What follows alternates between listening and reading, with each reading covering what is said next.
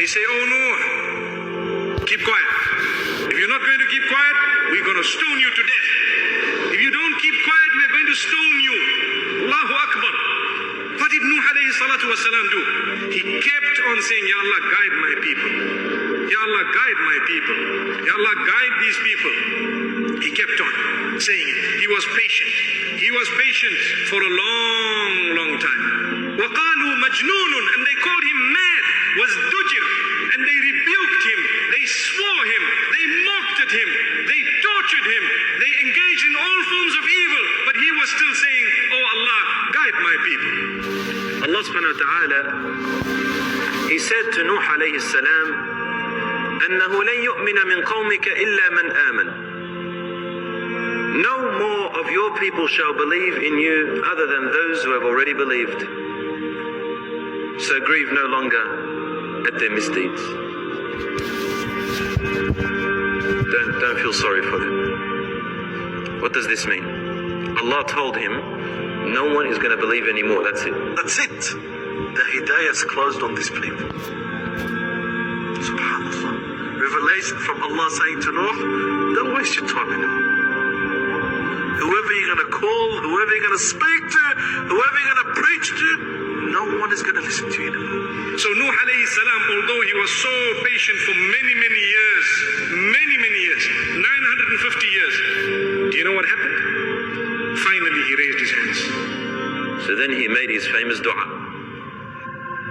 Oh my Lord, do not leave a single disbeliever on the face of the earth again. Don't leave them alive. If you leave them alive on the face of the earth, they will lead your servants astray.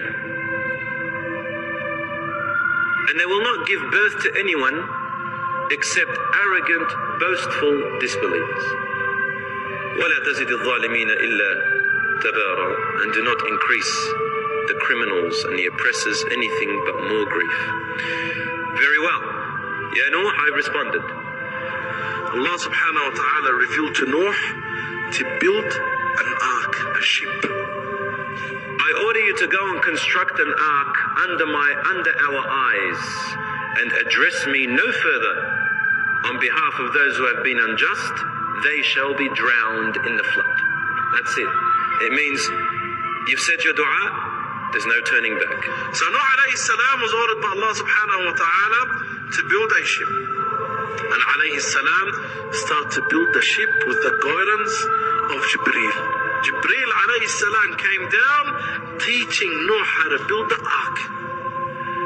Allah ordered Nuh alayhi salam to go up to a mountain. Strange, to a mountain to build the big ship. You don't build a ship up in the mountain where there's no water. Normally you build it close to the coast, right? Obviously there's a wisdom behind it, you'll find out soon, inshallah. And the people of Nuh will come and mock Nuh alayhi salam and say, oh Nuh, did you become a carpenter after you're a prophet? So what, you're a builder now, you're a carpenter? We saw you're a prophet. And they'll mock him. And then they told him, oh Nuh, you build a ship in the middle of the desert over a mountain? There's something wrong with you. There is something wrong with you. What? Nuh, now you're a carpenter, and before you were a prophet? Make up your mind, for crying out loud. You're a prophet, now you're a carpenter. We told you he's crazy. And Nuh stayed 100 years building the ark. The people used to go into the ark of Nuh alayhi salam when he's not watching. And they used it as a toilet, just to go there and defecate in the ark. There was so much defecation, feces, that it was unbearable. His people mocked him in the most ugliest and disgusting ways. The ark was huge. Some of them say it was 80 yards long. Some of them say 100. And they agree that it was at least 30 yards high. It was made of 3 stories.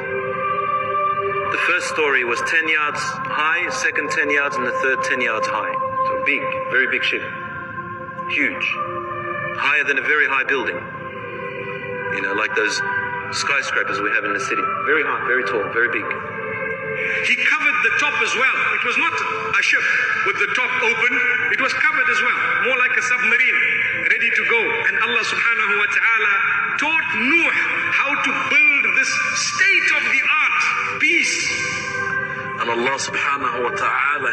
about this ark. وَلَقَدْ تَرَكْنَاهَا آيَةً فَهَلْ مِن مُدَّكِرٍ.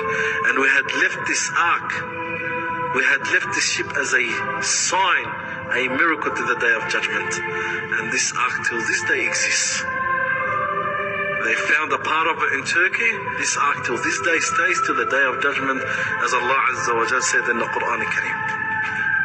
Then Allah told him, so Allah says, فَإِذَا ثَارَتْ التَّنُّورِ, when the oven floods, we said to him, carry on board your ark from every creature a pair, just two, male and a female. This is in the Quran.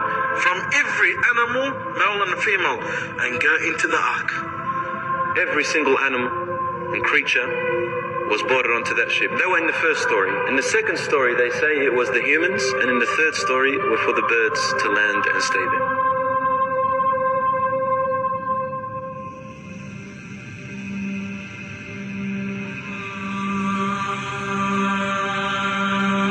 Allah says, فَفَتَحْنَا أَبْوَابَ السَّمَاءِ بِمَاءٍ مُنْهَمِرٍ. Allah says, and so we opened up the doors of the heavens. Metaphorical words. The doors of the heavens with gushing water. Munhamir is like spilling a bucket. It wasn't just rain. It was like the water that you spill from a bucket. It wasn't drops. It was all at once.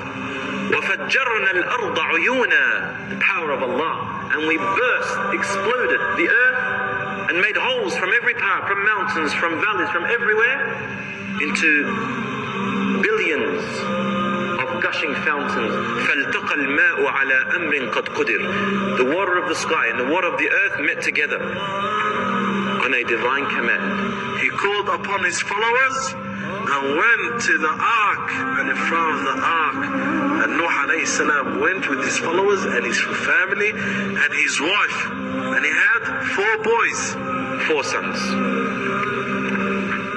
Yam, Sam, Ham, and Yafith.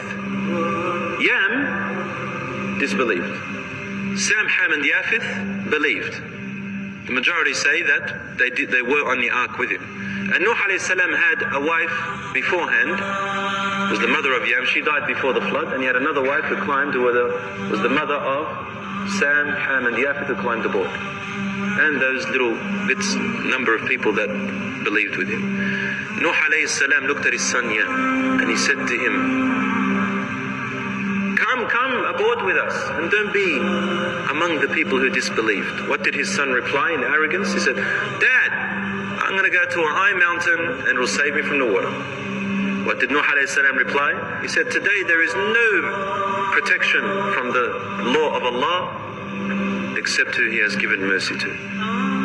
As they were having the conversation, Allah says right there and then, because it was quick, وَحَالَ بَيْنَهُمَا الْمَوْجُ فَكَانَ مِنَ الْمُغْرَقِينَ. Suddenly the waves intercepted between them both and took his son away, and he was among the ones who drowned. Immediately Nuh alayhi salam turned and he said, Oh my Lord, my son is part of my family. وَإِنَّ وَعْدَكَ الْحَقِّ. And your promise is true. وَأَنْتَ أَحْكَمُ الْحَاكِمِينَ. And you are the most wise. Allah replied immediately to him and said to him, he said, Oh Nuh, he's not one of your family. Why? In the earlier verse, Allah said to him, I will save your family except the ones who disbelieved. So, the family that I was talking about were the ones that believed, but the family of yours who disbelieve, I'm not going to save them. They're not part of it. Now, it's not something to do between you and your son. This is a matter between your son and me. I gave you your son. If he wronged you, different story. He wronged me. Don't get involved. Don't dare to ask me something that you have no knowledge of. Inni a'idhuka an takuna min al-jahilin. I warn you, I advise you not to be among the ignorant. قال اركبوا فيها بسم الله مجريها ومرساها. Allah said to them, climb onto it and say Bismillah, in the name of Allah,